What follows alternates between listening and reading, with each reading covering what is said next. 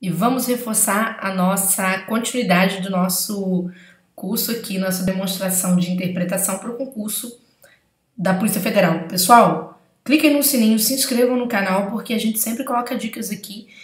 Estamos em 2018, um ano de muitos concursos, né? Tendência a ver que os grandes concursos estão trancados que saem neste ano. E você precisa estar aí atento ao que é novidade, tá, gente? Então vamos lá. Bom, prova do TRE-PI. Também trouxe, apesar de ser prova de múltipla escolha, como eu estou falando, estou fazendo uma demonstração de interpretação para você ganhar segurança. Perceba aqui a questão colocada sobre este texto. Que diz o seguinte: de acordo com as ideias do texto, a participação política das mulheres no Brasil, não é? Bom, aqui vem as opções, é múltipla escolha, mas ajuda a gente a entender muita coisa. O que nós vamos fazer mesmo? Ler o início. No CESP sempre convém ler o finzinho aqui. Não precisa ler o parágrafo todo, final não, mas dá para você ler o final aqui, período final. O texto começa dizendo o seguinte: na entrada do terceiro milênio, o ingresso das brasileiras na política institucional ainda é tímido. Ponto. Então ele está falando que o ingresso das mulheres na política institucional ainda é tímido. Porém, esse é um quadro que já se mostrou menos animador. Da promulgação da primeira Constituição em 1891, né, as eleições de Rosiana Sarney como primeira governadora de um estado e de Benedito da Silva como primeira senadora e primeira governadora negra, ambas na década de 90, foi um longo percurso. Vamos para o final. Convém registrar, aqui linha 30, né, convém registrar também as interrupções na trajetória democrática do país por regimes ditatoriais, as quais impediram livre gozo de direitos políticos pelos cidadãos e impactaram diretamente a participação das mulheres nos poderes constituídos. Jóia, então você está falando sobre o quê? A questão da tímida participação das mulheres no exercício do poder, tá bom?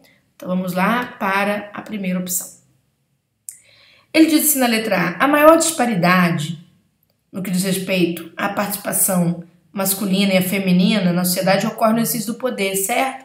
Gente, só a gente observar, veja só. Aqui ele fala, né, na entrada do terceiro milênio, o ingresso das brasileiras na política, exercício do poder, ainda é tímido.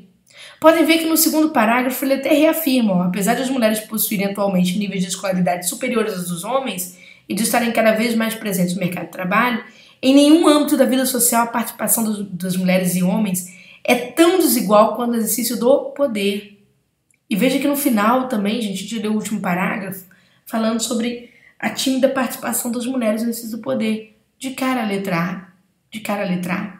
Tudo bem? Júlia, por que não a letra B? Vou mostrar para você. A parcela feminina da população ainda sofre muitos preconceitos no mercado de trabalho. Veja que eu acabei de falar de mercado de trabalho aqui.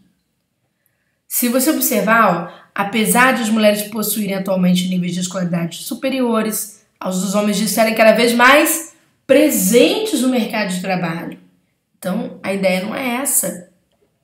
Tá? A ideia não é essa. Ela está cada vez mais presente no mercado de trabalho. Tem mais estudo, está cada vez mais presente no mercado de trabalho. Então, não. Tá bom? Letra C, vamos mais. A eleição de Rosiana Sarney, gente, Rosiana Sarney é um nome que tem inicial maiúsculo, então é um chamado elemento de relevância, conforme eu expliquei no bloco anterior, não é? Aparece com muita clareza no texto. E depois vem, ó, Benedito da Silva, elemento de relevância, Ellen Grace, elemento de relevância, STF, elemento de relevância. Se você observar, Ellen Grace é tratada aqui no... Deixa eu ver que parágrafo é esse?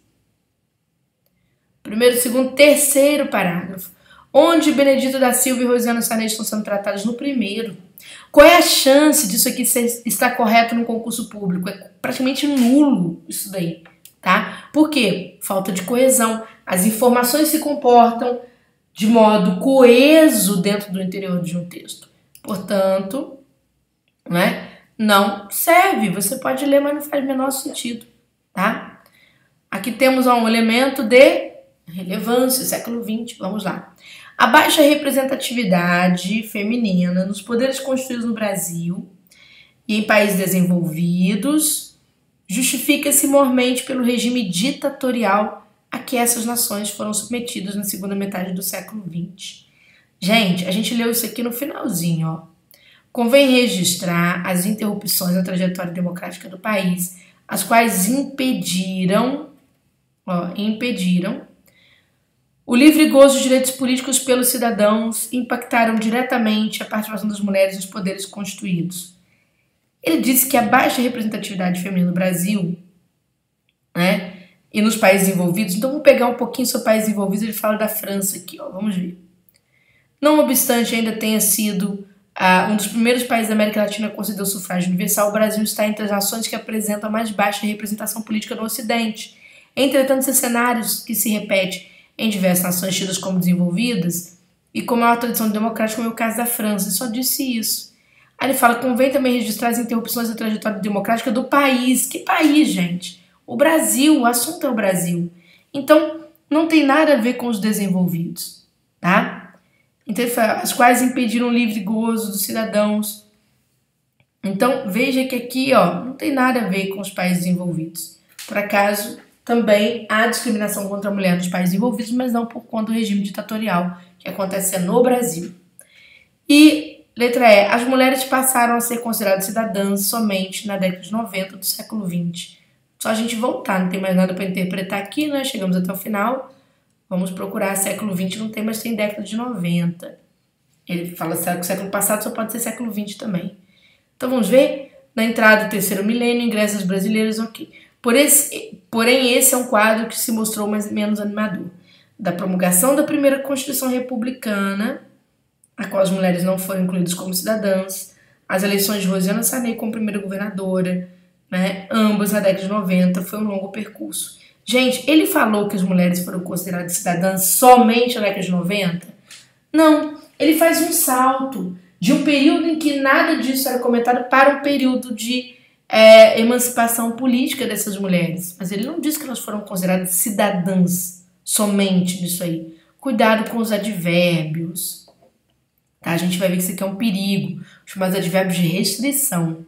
Portanto, resposta dessa questão, letra A. Tá bom? Bom, eu pulei o primeiro exercício aqui de propósito.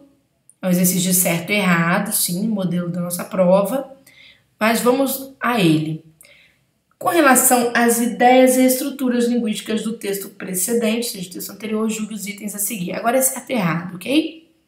De acordo com o texto, a disciplina Políticas Públicas surgiu embasada na teoria de Madison. Veja que Madison tem letra maiúscula, que prioriza o estudo das estruturas institucionais e das formas de controle da natureza humana.